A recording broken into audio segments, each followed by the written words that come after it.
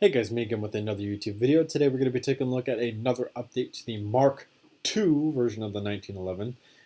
Keep in mind that I do have a Mark III of the 1911 that is going to come out later on in the year.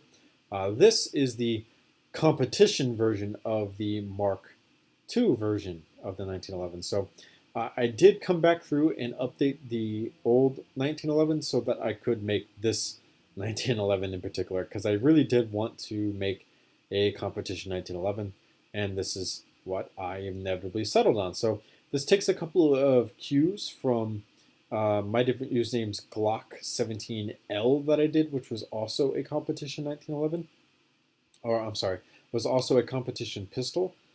So this has the red dot sight, the extended muzzle thing on it that does something, the compensated barrel or ported barrel, however you want to say it, the mag extension down here at the bottom with the rubber base pad, so you can drop these mags all day and it absorbs some recoil.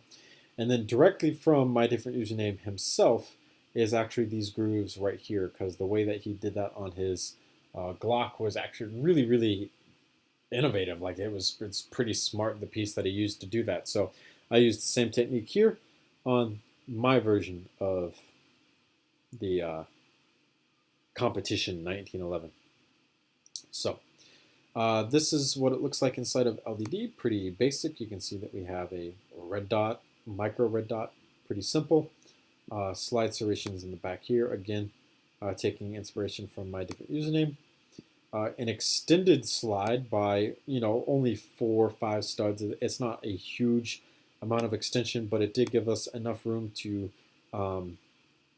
port the barrel. You can see the barrel here. This, I just kind of wanted to add because I thought it looked really cool. I mean, like, look at it. It looks fantastic. My lore, my thoughts of this is that this is extra weight on the front of the 1911. Like, each of these little sections here would be removable so that you could add or subtract weight as you saw fit from the front of your 1911, so that you would be able to kind of figure out how you wanted your recoil to line up, perfectly. This front section of it, a lot of people call this a meat tenderizer. To my understanding, this is called a standoff device, because if for some reason you stick this against something and then shoot, this will hold the barrel or the slide from going out of battery. So a lot of modern handguns, if the slide is out of battery, the actual weapon itself won't fire. So if you're pushing this up against something and trying to fire, it's not going to, because the slide would be out of battery.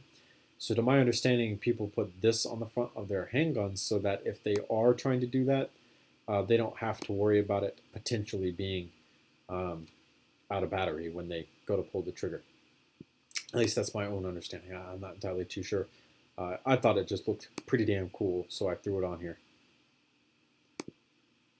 Grip and everything is relatively the same, other than the actual magazine base has been replaced with this extension. Again, this is rubber so that you can repeatedly drop it on the ground and not worry about it breaking or anything like that.